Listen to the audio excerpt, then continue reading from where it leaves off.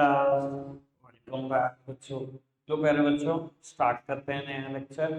बेटा सबसे पहले एक प्रॉब्लम ले रहा हूँ। मैंने ना क्वेश्चन दिया था बेटा कल करने को 10, 11 और 12। 12 क्वेश्चन मैं कर रहा हूँ बेटा। आई होप 10 और 11 तो बड़े इजली हो गए होंगे, कोई ऐसी दिक्कत नहीं आएगी। किसी को कोई दिक्कत हो तो बेटा अलग से पूछ लेना।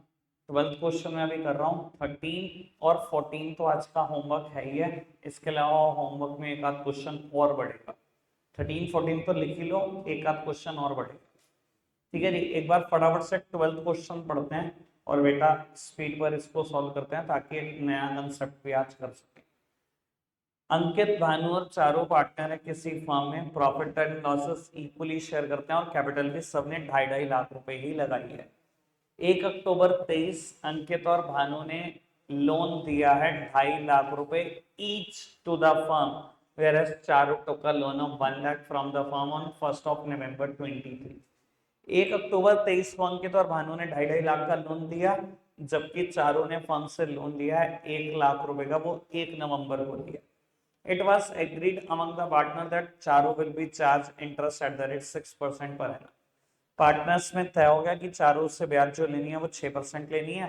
अच्छा, अंकित और भानु को कितनी देनी है ये तय नहीं हुआ, तो नहीं भी हुआ तो तब भी 6% का रूल है। ठीक है जी।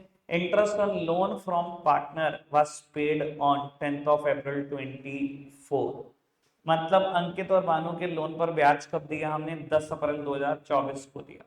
कहता है फर्म अपनी बुक्स ऑफ अकाउंट्स क्लोज करते 31 मार्च को। जब आपने 10 अप्रैल को दिया तो और 31 मार्च को बुक्स ऑफ अकाउंट क्लोज करते हो, 31 मार्च तक को इंटरेस्ट ड्यू था, कुल मिला के बाकी। ठीक है जी, आगे बढ़ाते हैं। मुझे जर्नल एंट्री करनी है और जर्नल एंट्री करनी है 31 मार्च 24 तक, तो पे तो हुआ ही नहीं है 31 मार्च तक। आओ जी फटाफट से जर्नलाइज करते हैं। बेटा जब आपने लोन लिया 1 अक्टूबर 23 को अंकित और भानु से, एंट्री क्या की? पैसा आया। पैसा जब भी आते हैं तो कैश डेबिट या तो बैंक डेबिट। चलो जी, बैंक अकाउंट डेबिट, पैसा आ गया। टू लोन फ्रॉम अंकित और टू लोन फ्रॉम भानु। यही एंट्री की होगी। 2.5 लाख रुपए लोन दिया तो मेरे बैंक अकाउंट में 5 लाख रुपए आ गए। मैंने लाइबिलिटी बना ली है कि लोन लिया है अंकित से, लोन लिया है भानु से, दोनों को 2.5 लाख रुपए देने हैं। कोई दिक्कत कोई परेशानी तो नहीं। ठीक है जी। 1 नवंबर को चारों को लोन भी दे दिया हमने। 1 नवंबर 2023 को चारों को लोन भी दे दिया। जब हमने लोन दिया होगा तो हमारे पास से पैसा क्या होगा? ठीक है। और बेटा एसेट बना ली होगी कि आपको चारों से लोन कभी ना कभी वापस मिलेगा। लोन टू चारों अकाउंट डेबिट 1 लाख,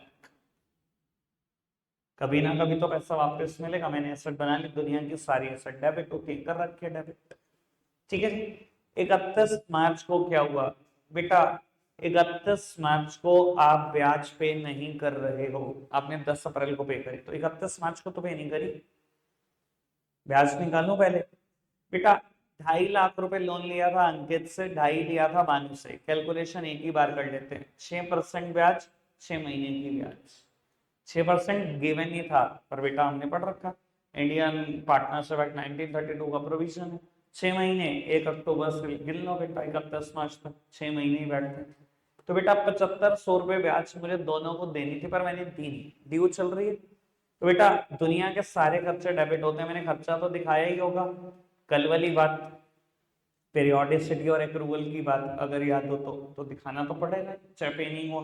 तो आपने दिखाया होगा interest on Ankit loan account debit, interest on Ankit loan account debit, interest on Bhanu's loan account debit to. अब करने वाले तो आउटस्टैंडिंग इंटरेस्ट से भी कर सकते हैं इसको, पर मैंने जैसे कल किया था मैं वही करूंगा। मैं क्या करूंगा बेटा? लोन के अमाउंट को बढ़ाऊंगा to loan from Ankit account और to loan from Bhanu account. Practically अगर आप रीड करो इसको तो बेटा रीडिंग से आपको बहुत अच्छे से क्लियर हो जाएगा। जब मैंने 2.5 लाख रुपए लोन लिया तो मैंने एक अकाउंट में डाला लोन फ्रॉम अंकित अकाउंट की मैंने तेरे 2.5 लाख देने हैं। जब मैं ब्याज भी नहीं दे रहा 7500 रुपए उसकी तो मैंने उसी अकाउंट में डाल दिया। यानी कि बेटा इसका कुल मिला के मतलब ये हुआ कि मैंने अंकित के पैसे देने हैं 2,57,500। 2.5 लाख तो इसमें से लोन के ही है, 7500 रुपए इसमें ब्याज के, एक ही अकाउंट में डाल रहा हूं मैं, लोन फ्रॉम अंकित अकाउंट। ठीक है जी। सेम वे क्वेश्चन ने कहीं नहीं कहा कि चारों से ब्याज रिसीव होगी आपको। जब बेटा कहा नहीं तो बेटा ब्याज भी मैं ड्यू करूंगा, मैं रिसीव नहीं करूंगा। ठीक है जी। क्वेश्चन ने कहीं नहीं कहा। कैलकुलेशन कर लो इसकी भी। 1,00,000 6% ये क्वेश्चन ने दिया हुआ है, 6% चार्ज करना है और बेटा 5 महीने के लिए चार्ज करना है क्योंकि हमने 1 नवंबर को दिया था लोन। तो बेटा 2,500 रुपए ब्याज लेनी थी चारों से, वो 2,500 भी नहीं आई। बेटा 2,500 रुपए ब्याज लेनी थी, इनकम थी फर्म की।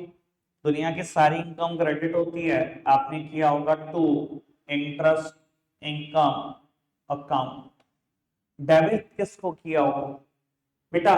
डेबिट इसी अकाउंट को कर दो, लोन को चालू। अभी तक मैंने एसेट बनाए रखी है 1,00,000 रुपए, 2,500 की और एसेट बना दो, पैसे तो आएंगे। ठीक है जी।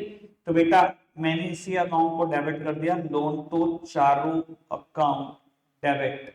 11th क्लास में थे तो आप इसको एक्रीड इंटरेस्ट भी लिखते थे। ठीक है जी। कोई दिक्कत कोई परेशानी नहीं 4 जर्नल एंट्री में। कुल मिला के बेटा जर्नल एंट्री 6 होंगी मेरे हिसाब से। पेपर में जब ये क्वेश्चन आया होगा तो 6 नंबर का आया। 6 क्यों होंगी बेटा? इन दोनों इंटरेस्ट को पीएनएल अकाउंट में ट्रांसफर करो और इस इंटरेस्ट इनकम को भी पीएनएल अकाउंट में ट्रांसफर करो। ठीक है जी। यानी कि नेक्स्ट एंट्री होगी profit and loss account debit to interest on Ankit loan to interest on Bhanu loan. 7500 profit and loss के सामने 15,000। और बेटा उससे नेक्स्ट एंट्री होगी बेटा interest income account debit to profit and loss account 2,500। तो पीएनएल अकाउंट में से मैंने बेटा इन दोनों को ट्रांसफर करके खत्म किया। टोटल मिला के 6 एंट्री। ठीक है जी। आगे बढ़ते हैं एक नए कंसेप्ट की तरफ। तो अब हम एक नया कंसेप्ट शुरू कर रहे हैं, concept number 7, interest on capital. Babu last concept हमने सैलरी एंड कमीशन पे किया, एक क्वेश्चन दिया था, उसका होमवर्क 3 हमने यहीं कर लिए थे। आई होप वो क्वेश्चन हो गया होगा, उसमें कोई इशू नहीं आया होगा। तो हम आगे बढ़ रहे हैं बेटा एक नए कंसेप्ट की तरफ, इंटरेस्ट ऑन कैपिटल। बेटा क्या होता है इंटरेस्ट ऑन कैपिटल, आज इसके बारे में डिटेल चर्चा करेंगे। सबसे पहली बुलेट बनाई बेटा, interest on capital is always calculated on the opening capital and if opening capital is not given in the question then firstly calculate the opening capital। पर ये कैसे कैलकुलेट होगी मैं बताऊंगा। कहता है जब भी इंटरेस्ट देना है ना कैपिटल पे तो हमेशा ओपनिंग कैपिटल पे देना है, और अगर ओपनिंग कैपिटल क्वेश्चन में नहीं है तो कहता है कैलकुलेट कर लेना ओपनिंग कैपिटल। मैं बताऊंगा बेटा सब कैसे होगा। और साथ ही साथ ये भी बोलता है additional capital is also introduced in the business then interest must be paid on the additional capital too. अगर एडिशनल कैपिटल भी इंट्रोड्यूस हुई है तो ब्याज एडिशनल कैपिटल पे भी देना है। लो प्यारे बच्चों डिस्कशन करते हैं बेटा इस चीज का कि क्या मतलब है इन दोनों बुलेट्स का। खतरनाक निकलेगा कंफ्यूजन, इसलिए सवाल आंसर देखना।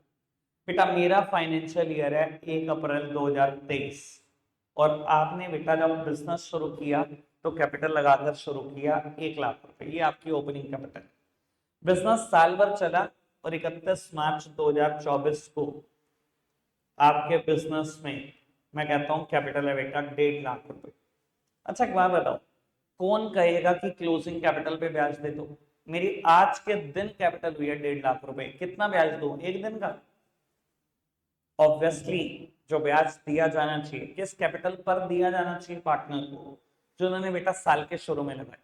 मुझे पूरे साल का ब्याज देना है ना, या बेटा आखिरी दिन की कैपिटल देखो? आखिरी दिन की कैपिटल देख के भी क्या कर लोगे बेटा, कितना ब्याज दोगे? एक दिन का थोड़ी कोई ब्याज दिया जाता है, ब्याज दूंगा साल का दूंगा। तो बेटा इसी वजह से कहा गया कि इंटरेस्ट हमेशा ओपनिंग कैपिटल पर दिया जाता है। कुछ गलत तो नहीं कहा? बात समझ में आई बेटा? 1,00,000 रुपए ओपनिंग कैपिटल थी, पूरा साल धंधा चला और पूरा साल धंधा चलने के बाद हमें प्रॉफिट हुए 1 लाख रुपए के और हमने बेटा ड्रॉइंग्स करी 50,000 रुपए। काम की बात बताता हूं बेटा, 1 लाख रुपए की ओपनिंग कैपिटल थी, मुझे प्रॉफिट हुए 1 लाख, मैंने ड्रॉइंग्स करी 50,000, दैट्स वाई मेरी क्लोजिंग कैपिटल बनी बेटा 1.5 लाख रुपए। बेटा बहुत बार ना क्वेश्चन में ड्रॉइंग्स की डेट गिवन नहीं होती। देखो प्रॉफिट की तो कभी गिवन होगी नहीं, कभी भी नहीं गिवन होगी। अगर प्रॉफिट की कभी डेट गिवन ना हो, ड्रॉइंग्स की भी कभी गिवन ना हो, तो हमेशा ध्यान रख लेना ये कब मानते हैं हम, हमेशा मानते हैं कि कब हुए होंगे, साल के आखिरी दिन में। प्रॉफिट की तो कभी डेट होगी नहीं, तो वो तो है ही आखिरी दिन। ड्रॉइंग्स की भी गिवन ना हो तो हमेशा मान लेना कि कब हुए होंगे, आखिरी दिन हुए होंगे। तो इसी वजह से यानी कि पूरे साल भर जो कैपिटल इन्वेस्टेड रही वो कितनी रही, 1 लाख ही रही। अच्छा क्या फर्क पड़ जाता अगर ड्रॉइंग्स की डेट दे देता कि आपने 1 अक्टूबर को कर ली, सर सब कुछ पलट जाएगा, सब कुछ ही पलट जाएगा। क्यों, ऐसा क्यों बोल रहा हूं मैं बेटा, जब आपने शुरुआत करी तो 1 लाख की कैपिटल से की, यानी कि 6 महीने तक 1 लाख रुपए की कैपिटल इन्वेस्टेड रही। अगर आपने यहाँ 50,000 रुपए की ड्रॉइंग्स कर ली तो बेटा यानी कि 1 अक्टूबर से लेकर 31 मार्च तक 50,000 रुपए तो रहे, और आखिरी दिन आपने 1 लाख का प्रॉफिट कमा लिया, तो बढ़कर 1.5 लाख। आखिरी दिन ही तो कमाया प्रॉफिट 1 लाख। यानी कि बेटा क्या वहां पर इंटरेस्ट की कैलकुलेशन बदल जाएगी अगर ड्रॉइंग्स की डेट गिवन है? 100% केस में बेटा सब कुछ बदल जाएगा, सारी कैलकुलेशन बदल जाएगी बेटा। इसलिए ध्यान रख लेना, अगर ड्रॉइंग्स की डेट गिवन है तो हमेशा एंड डेट, प्रॉफिट की तो है ही एंड डेट, लेकिन अगर ड्रॉइंग्स को अगर बीच में डाला कहीं डेट वाइज तो बेटा आंसर गलत आना शुरू हो जाएगा। अभी तक कोई दिक्कत कोई परेशानी तो नहीं, समझ में आई बात पक्का से बेटा? तब क्या होगा अगर क्वेश्चन में आपको क्लोजिंग कैपिटल गिवन, बेटा अगर क्लोजिंग कैपिटल गिवन है तो आखिरी दिन का ब्याज तो नहीं देंगे हम, हमें तो ओपनिंग कैपिटल चाहिए पूरे साल का ब्याज देने के लिए। कैसे कैलकुलेट कर सकते हैं ओपनिंग कैपिटल बेटा? 11th क्लास में थे, छोटे छोटे बच्चे थे, तब भी बेटा हमने ये सीखा है, बस आपको पता नहीं। तो बेटा आज एक बार मैं फटाफट से फ्रेश कर देता हूँ इस चीज को दोबारा रिपीट करके कि अगर सिर्फ क्लोजिंग कैपिटल तो ओपनिंग कैपिटल तक कैसे पहुंचा जा सकता है। तो बैलेंस शीट बना रही हो, लायबिलिटी साइड सबसे पहले लिखते थे कैपिटल, फाइनेंशियल स्टेटमेंट सबने बनाया, इसमें हम ऐड करते थे नेट प्रॉफिट्स, बेटा माइनस करते थे net losses, additional capital introduced add करते थे, एडिशनल कैपिटल इंट्रोड्यूस्ड ऐड करते थे, ड्राइंग्स माइनस करते थे, इंटरेस्ट ऑन कैपिटल ऐड करते थे, इंटरेस्ट ऑन ड्राइंग्स माइनस करते थे, तो पहुंचता था बेटा क्लोजिंग कैपिटल। बेटा आज भी सेम कहानी है, अगर क्वेश्चन में क्लोजिंग कैपिटल दे रखी हो तो बेटा इन सबके साइन बदलते जाओ, रिवर्स ऑर्डर में चलते जाओ, रिवर्स इंजीनियरिंग करनी है आपको और पहुंचना है ओपनिंग कैपिटल तक। अब बेटा कोई भी चीज इसमें क्यों प्लस या माइनस हो रही है, इसका लॉजिक बहुत सारे बच्चों को क्लियर नहीं होता, तो पूछो किसका पूछना है कि कौन कैपिटल में क्यों ऐड हो रहा है, कौन कैपिटल से क्यों माइनस हो रहा है, ये लॉजिक जिसको पूछना है फटाफट से पूछ लो। क्या सब क्लियर है? क्लियर है? मैं पूछ लूं? सर सोने सिर हिला दिया था, क्लियर है तो चलो मैं मेरे को बता दो, पूछ लो एक आध, तो किसी की कोई प्रॉब्लम हो तो पूछ लो। चलो एक बार मैं फटाफट से ब्रश अप कर देता हूँ सब। बेटा एक प्रोपराइटर ने, क्योंकि वहां प्रोपराइटर के एंगल से पढ़ते थे तो मैं अभी प्रोपराइटर के एंगल से ही बोल रहा हूँ, सारी बातें ये सेम बातें पार्टनर पे भी लगा देंगे। एक प्रोपराइटर ने बेटा बिजनेस शुरू करने के लिए 1 लाख रुपए दिए, मैं इसको लाइबिलिटी में रिकॉर्ड करता था, क्यों? बिजनेस एंटिटी कंसेप्ट क्या कहता है, बिजनेस तो अलग चीज है, बिजनेसमैन तो अलग चीज है। बिजनेसमैन कहता था भैया मैंने 1 लाख रुपए दिए, बिजनेस कहता था भाई तू अलग चीज है, तूने मुझे 1 लाख रुपए दिए, बिजनेस को शुरू करने के लिए 1 लाख दिए, तेरे पैसे वापस करूंगा, एक कर्जा रिकॉर्ड कर दिया 1 लाख का। समझ में आया लॉजिक? बेटा अगर बिजनेस में प्रॉफिट्स हुए, मान लो कुछ भी एक्स अमाउंट 50,000 रुपए प्रॉफिट, तो बेटा हमेशा ध्यान रख लेना प्रॉफिट हो चाहे लॉस हो, हमेशा उसको मिलते हैं जिसने बिजनेस चलाने का रिस्क लिया होता है। यानी कि ये पैसे किसको बिलोंग करते हैं? Again to the proprietor. अगर बेटा 50,000 रुपए प्रॉफिट हुआ तो अगेन बिजनेस पता है क्या कहेगा, देख तेरे 1 लाख तो देने ही थे, तूने बिजनेस शुरू करने के लिए जो पैसे लगाए थे, 50,000 दे रहे और वापस करने क्योंकि प्रॉफिट दे रहा है। सही में अगर लॉस होते तो माइनस कर देते, क्योंकि वो उसी का है, प्रोपराइटर का ही है। ठीक है जी। और मान लो बेटा साल के बीच में उसे कहीं लगा कि बिजनेस में बेटा पैसों की जरूरत और पड़ रही है, उसने 30,000 और इन्वेस्ट कर दिए, तो अगेन बेटा बिजनेस लाइबिलिटी बनेगा। 1 लाख तेरे देने हैं, एक तूने बिजनेस चलाने के लिए पैसे दिए, थोड़े दिन बाद तूने फिर बिजनेस चलाने के लिए पैसे दिए 30,000 एक, तो तेरे वो भी देने हैं, ये भी कर्जा है, और प्रॉफिट हुआ 50,000 का, तो तेरे वो भी देने हैं, एक 80 हो गया कर्जा। ठीक है। और मैं कहूँ बेटा इसने साल के बीच में ड्राइंग्स कर ली 20,000, तो भैया बिजनेस कहेगा तेरे देने तो 180 थे, लेकिन तूने 20 निकाल भी लिया, तो तेरे कितने पैसे दूंगा? 160 दूंगा। मैं अपना खर्चा, मैं अपनी लाइबिलिटी कम कर रहा हूँ। ये लाइबिलिटी साइड ही तो होती है। कोई दिक्कत, कोई परेशानी तो नहीं? अभी तक आगे बढ़े बेटा। इंटरेस्ट ऑन कैपिटल किस लॉजिक पे ऐड होता है, कौन बता रहा है? बस हाँ जी।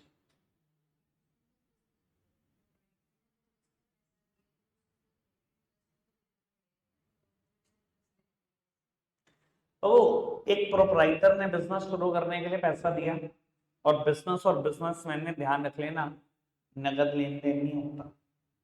जिस दिन बिजनेस बंद होगा उस दिन होगा नगद लेन देन, उससे पहले कुछ नहीं होगा। अब बेटा जब बिजनेस को अलग समझा गया और बिजनेसमैन को अलग समझा गया, बिजनेसमैन ने बिजनेस को स्टार्ट करने के लिए 1 लाख रुपए दिए। उसने कहा भाई हम दोनों अलग अलग बातें हैं, देख मैंने तुझे लाख रुपए दिए, ब्याज तो दे दे।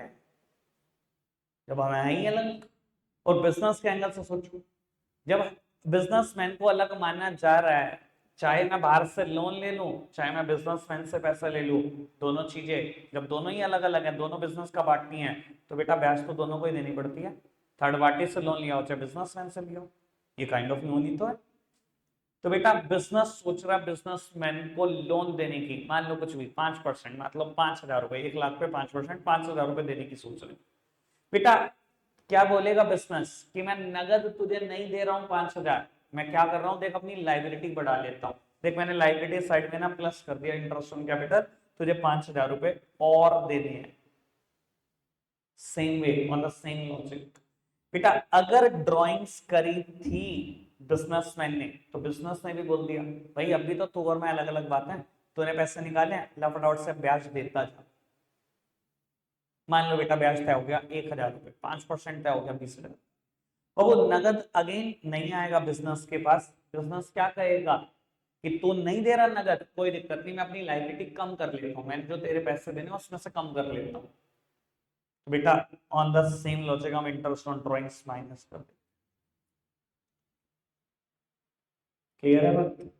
अब कभी भी बेटा ध्यान रख लेना, क्वेश्चन में क्लोजिंग कैपिटल गिवन हो, मैं यही टेबल बनाऊंगा हमेशा, बिल्कुल हमेशा।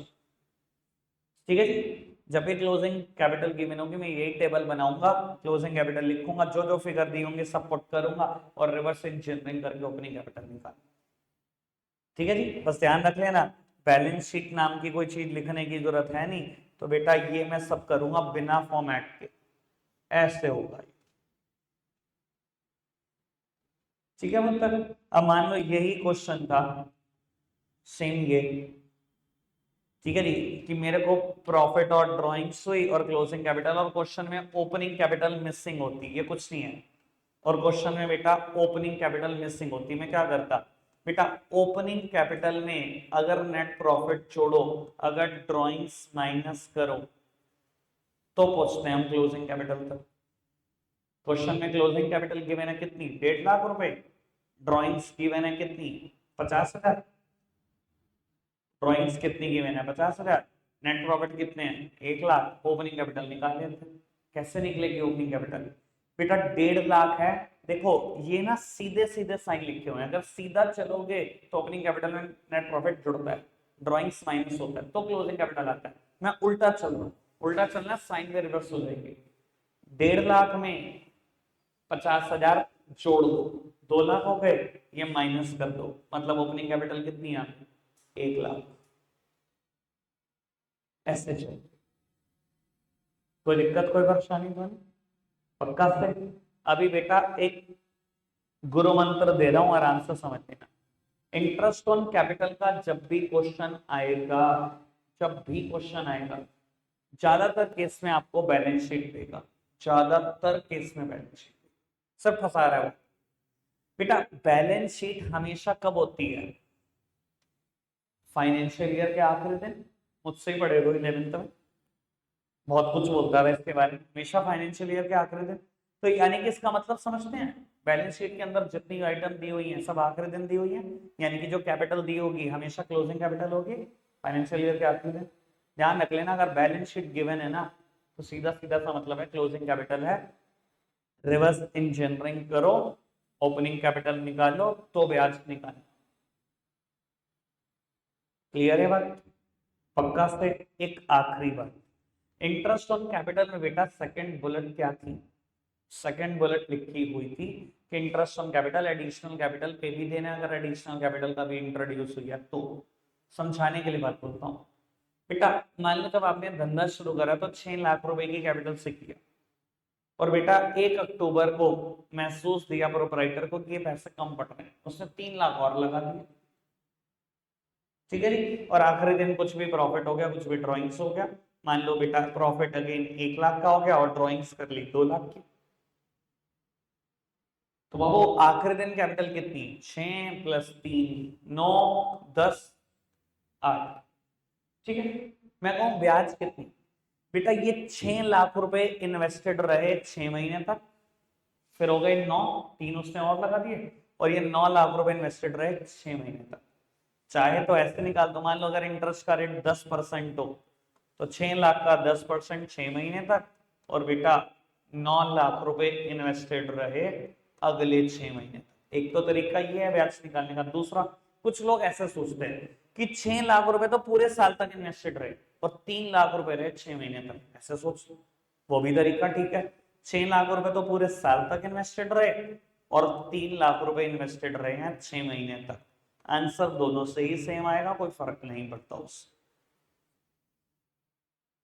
ठीक है जी, समझ में आई बात? एक चीज और, जब डेप्रिसिएशन का भी मुझसे चैप्टर पढ़ा था 11th क्लास में, हमेशा एक बात बोलता था, डेट में फंसाने की कोई कोशिश कर रहा तो नहीं, नंबर लाइन में ना दो, मैं देखना चाहता हूँ कौन फंसा सकता है। तो बाबू ये बात आज भी है, ये बात पूरी जिंदगी है। सीए फाइनल में भी डेट में फंसोगे ना तो भी नंबर लाइन ही बाहर निकलेगी। मैंने बोला अकाउंट्स में फंसा के दिखाएं, डेट में क्या रखा है। ठीक है जी, चलो आओ इस कंसेप्ट पर बेस्ड बेटा कम से कम 2-3 क्वेश्चन कर लेते हैं ताकि कॉन्फिडेंस आ जाए।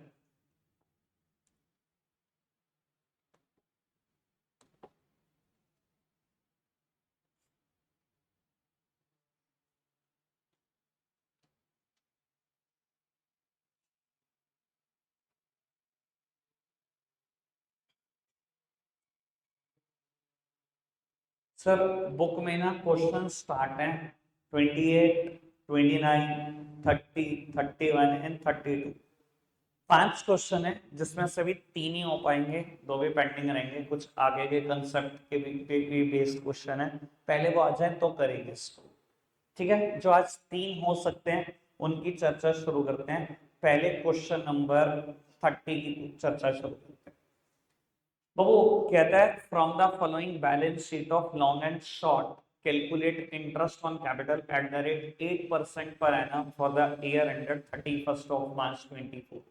मुझे इंटरेस्ट ऑन कैपिटल निकालना है 8% सालाना 31 मार्च 24 की बैलेंस शीट मेरे सामने है। लॉन्ग की कैपिटल, शॉर्ट की capital, general reserve, fix assets और अदर एसेट्स, ये बैलेंस शीट पढ़ना चाहिए। During the year long withdrew 40,000 and short withdrew 50,000। Profit for the year was 1,50,000 out of which 1 lakh was transferred to general. अच्छा बेटा, अच्छा एक बात बताओ, अगर मुझे बैलेंस शीट गिवन है तो ये कौन सी कैपिटल होगी? क्लोजिंग। मुझे ओपनिंग तक जाना है, चलो ओपनिंग तक जाते हैं। ठीक है नहीं सर, कंसेप्ट अगर क्लियर होंगे ना मुझे नहीं लगता कोई फंसा सकता, दूर से दूर तक नहीं कोई फंसा सकता।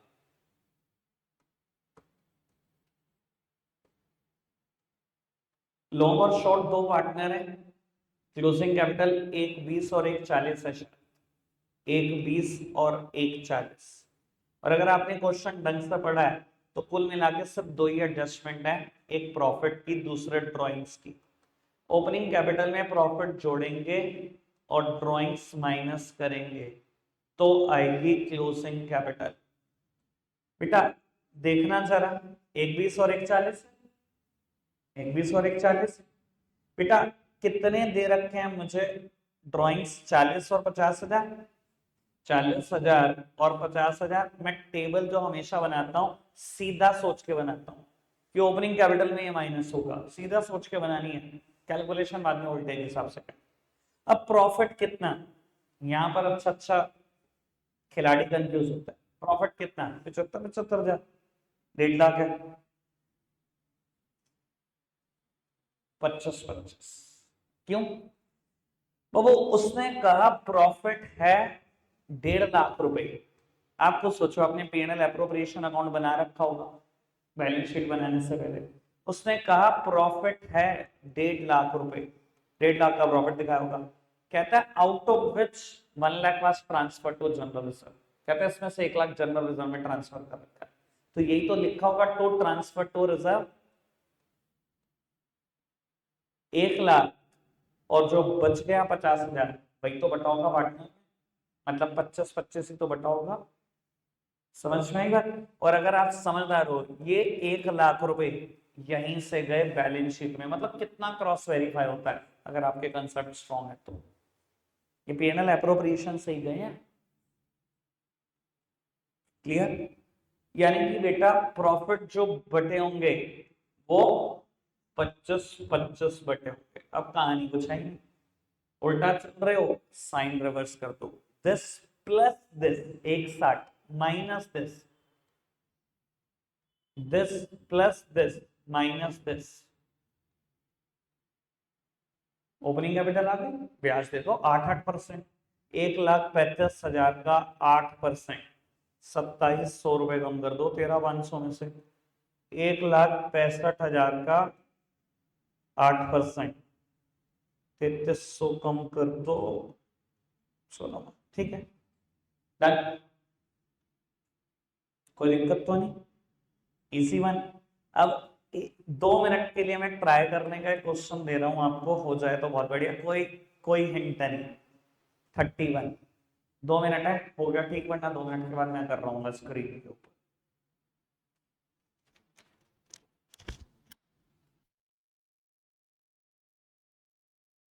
हो जाना चाहिए था, अगेन यूज करना था इसमें मेरे हिसाब से नंबर 9 का। अमित और भ्रमित स्टार्ट करते हैं बिजनेस 1 अप्रैल 23 को 15 लाख और 9 लाख लगाकर। 1 अक्टूबर को दोनों डिसाइड करते हैं कि दोनों की कैपिटल 12 लाख ही हो जानी चाहिए, और अगर पैसा लाना हुआ तो ले जाएंगे और निकालना हुआ तो निकाल भी लेंगे। इंटरेस्ट ऑन कैपिटल देना है 8% के हिसाब से। चलो जी कैलकुलेट कर लेते हैं। बेटा अमित और भ्रमित पार्टनर है। 1 अप्रैल 23 को जब आपने बिजनेस शुरू करा, इसने 15 लाख रुपए लगाए और इसने बेटा 9 लाख रुपए ही लगाए। 1 अक्टूबर को जो भी आपसी मतभेद रहा हो, डिसाइड हुआ कि दोनों की कैपिटल 10 लाख, सॉरी 12 लाख, दोनों की कैपिटल 12 लाख होगी, यानी कि इसने 3 लाख रुपए निकाले। और बेटा इसने 3 लाख रुपए इंट्रोड्यूस किए होंगे तभी 12 लाख हुई होगी 9 लाख से। अब कहते हैं इंटरेस्ट निकालने को, यार 15 लाख रुपए इन्वेस्ट रहे 6 महीने के लिए और 12 लाख रहे 6 महीने के लिए, 6 महीने की ब्याज नहीं निकाल सकते क्या? और सेम बात, 9 लाख रुपए रहे 6 महीने के लिए, 12 लाख रहे 6 महीने के लिए। अब 15 लाख रुपए रहे 8% के हिसाब से 6 महीने के लिए, सेम 12 लाख रुपए रहे 8% के हिसाब से 6 महीने के लिए। ये अमित का इंटरेस्ट ऑन कैपिटल हो जाएगा। कितना आएगा? 60,000 तो यही आ गया, और 48,000 ये आ गया, 1,08,000। सेम यहां पर 9 लाख रुपए रहे 6 महीने के लिए और 12 लाख रुपए भी रहे 6 महीने के लिए। 12 लाख पे तो 6 महीने का ब्याज अभी मैंने निकाला ही था 48, ये आ गया 36, यानी कि ये आ गया 84,000 रुपए। सिंपल। बढ़िया। अभी हमने यहां से 2 क्वेश्चन कर लिए, एक ही और हो सकता है, 30 और 31 कर लिया। आपके लिए होमवर्क रहेगा, जिसको याद है उसको पता है, इससे खतरनाक कोई क्वेश्चन नहीं है फंडामेंटल का। ठीक है जी, अब सोच और समझ लेना क्या है, ये खुद याद आ जाएगा। ठीक है जी, ये होमवर्क है। तो उधर से मैंने होमवर्क दिए, क्वेश्चन नंबर 13 14 दिए थे ना मैंने होमवर्क, 13 14 और 28। ठीक है जी, रख आज के लिए इतना ही रहे हैं प्यारे बच्चों, बाय बाय।